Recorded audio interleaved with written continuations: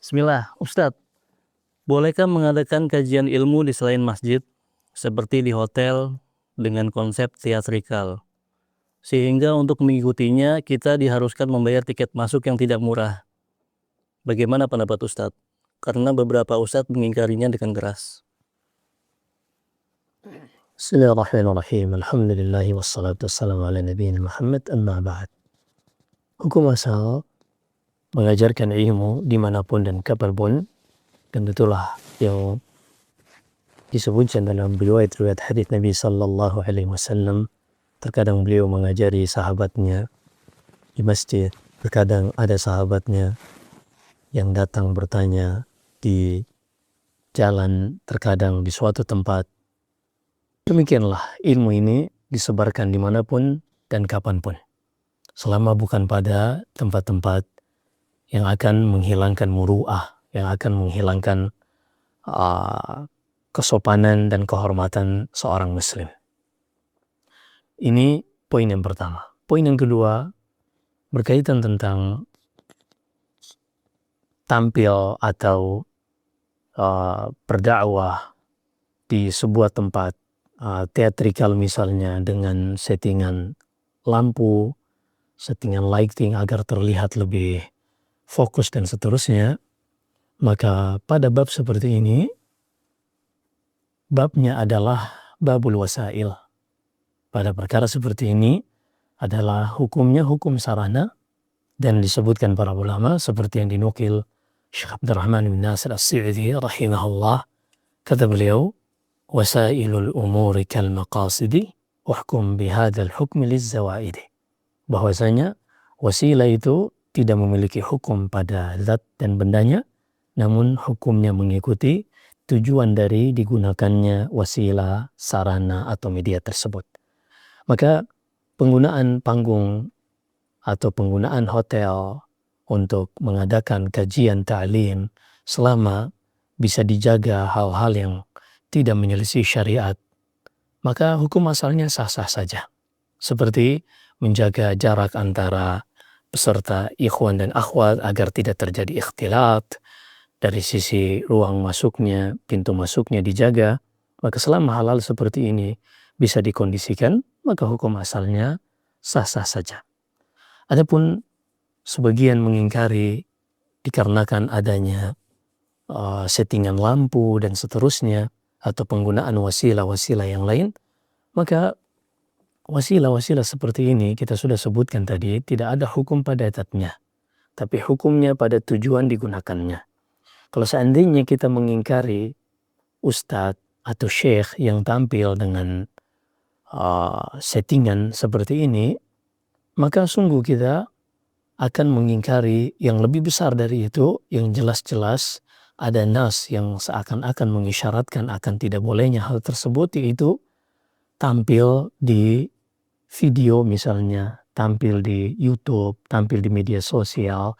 Maka ini semua perkara-perkara yang baru yang tidak ada pada zaman Nabi sallallahu alaihi wasallam, yang bahkan hadis-hadis tentang pengharaman surah sedikit mengisyaratkan kepada hal tersebut.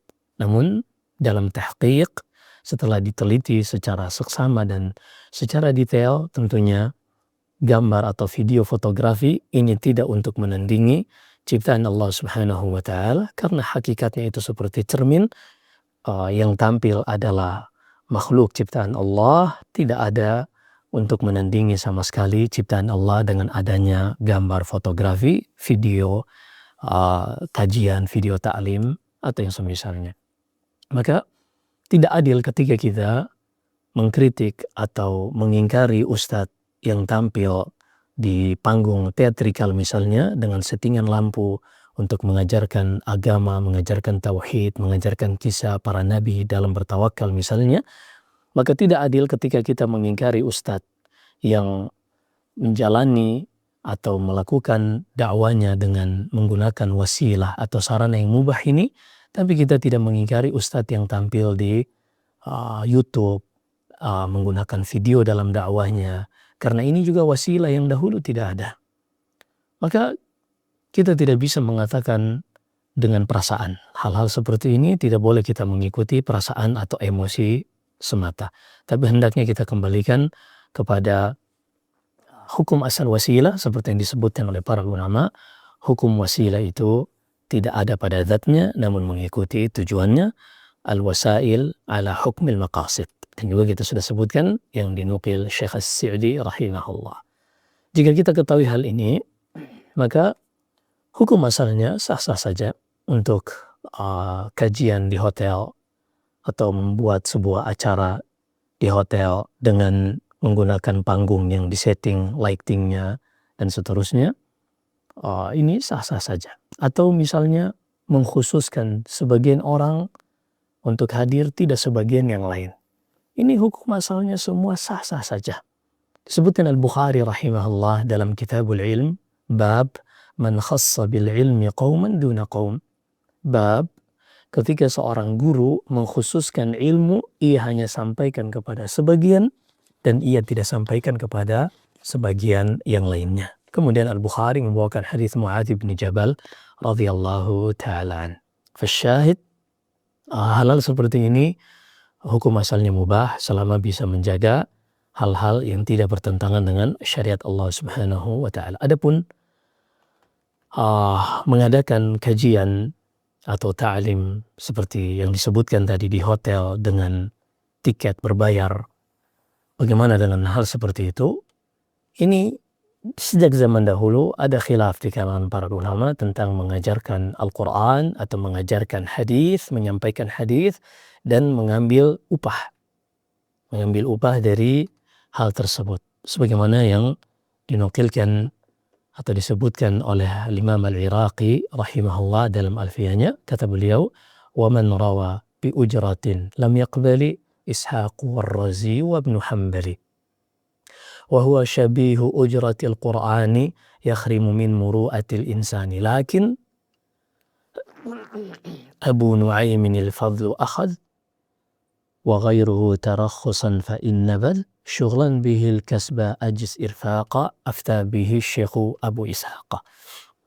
Kata Al-Iraqi rahimahullah, dahulu para ulama berbeda pendapat tentang mengambil upah dari mengajarkan, menyampaikan hadis atau mengajarkan Al-Quran. Al-Imam Ishaq Ibn Rahawayh, begitu juga Ar-Razi, Abu Hatim Ar-Razi dan Imam Ahmad rahimahullah, mereka semua menolak untuk mengambil hadis dari ulama-ulama yang mewajibkan upah ketika mereka menyampaikan hadis. Tapi sebagian ulama seperti Abu Nuaim Al-Fadl ibn Dukain, begitu juga Abu Ishaq Ash-Shirazi dari ulama besar mazhab Syafi'i, mereka mengatakan boleh-boleh saja, terlebih ketika yang menyampaikan hadis ini ia akan tersita dari waktu bekerjanya, ia akan tersita dari waktu untuk mencari nafkahnya, maka boleh bagi dia untuk mengambil upah dari apa yang ia sampaikan. Dan sebagian disebutkan oleh dalam Fathul Mughith, Syarah Alfiyah Al-Iraqi, disebutkan Al-Hafidh As-Sakhawi, beliau mengatakan bahwasanya di antara alasan para ulama yang melarang kenapa tidak boleh mengambil upah dari menyampaikan hadis, dikarenakan dahulu sebagian orang-orang yang tidak memiliki ketakwaan di dalam hatinya kepada Allah, ketika mereka mendapati menyampaikan hadis yang disandarkan kepada Rasulullah, mereka mendapatkan upah, maka orang-orang pada saat itu terkadang berdusta atas nama Nabi hanya untuk bisa menyampaikan hadis agar mereka mendapatkan upah dari hadis tersebut. Maka jika hal-hal ini bisa dihindari, tentunya hukum asalnya sah-sah saja, karena Nabi SAW bersabda, inna ahqama akhaltum alaihi al-ajr kitabullah. Di dalam Sahih Bukhari kata Nabi SAW, yang paling berhak untuk kalian ambil upah darinya adalah Al-Quran. Walaupun ada hadis-hadis yang lain ketika Rasulullah melarang seorang sahabat yang mengambil upah atau hadiah walaupun hanya berupa kaus, berupa busur panah. Fasyahid, dalam perkara-perkara wasail yang hukum asalnya mubah dan seorang menggunakannya sesuai tempatnya, tidak berlebihan dan tidak menjatuhkan ia kepada perkara-perkara yang diharamkan, maka seorang tidak boleh mengingkari yang seperti ini. Karena mengingkari itu ada syaratnya.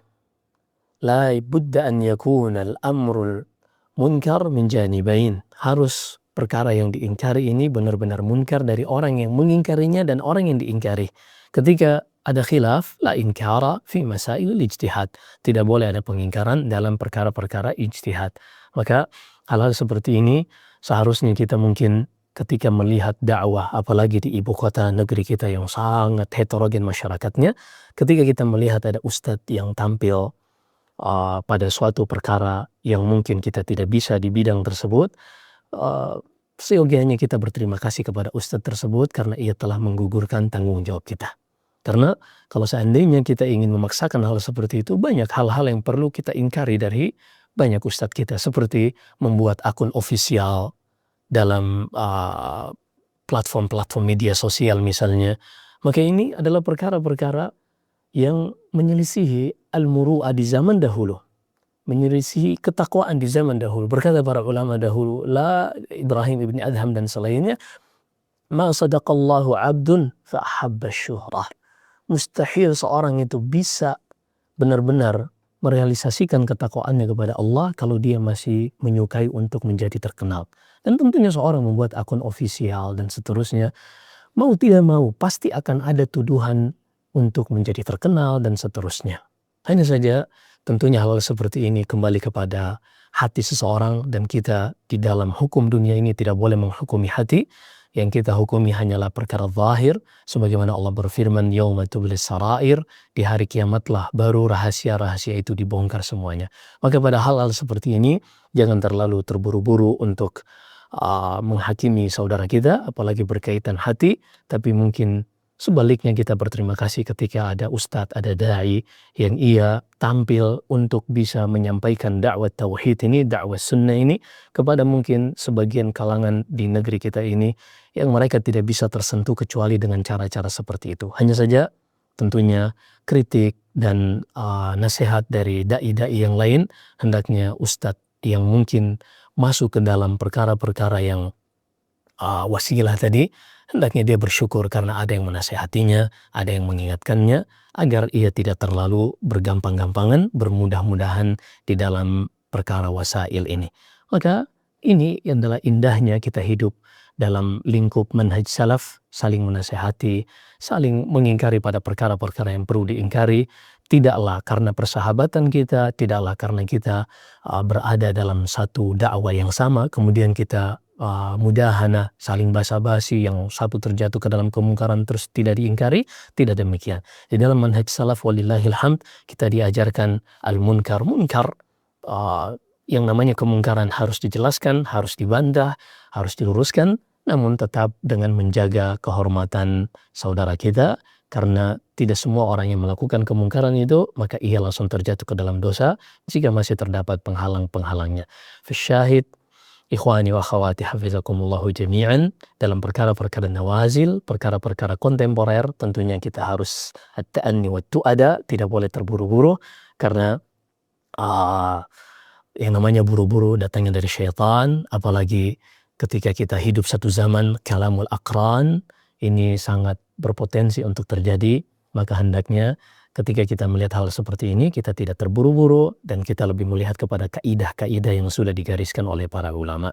Dan mungkin kita lebih banyak berterima kasih kepada ustadz-ustadz yang sudah memiliki akun ofisial di media sosial. Alhamdulillah mereka sudah menggugurkan tanggung jawab kita.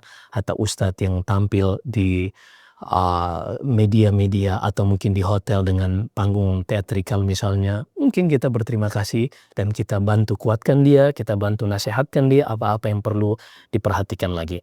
Adapun kita untuk hasad kepadanya atau yang lainnya, maka ini tentunya justru akan merusak niat kita di dalam menasehati saudara kita.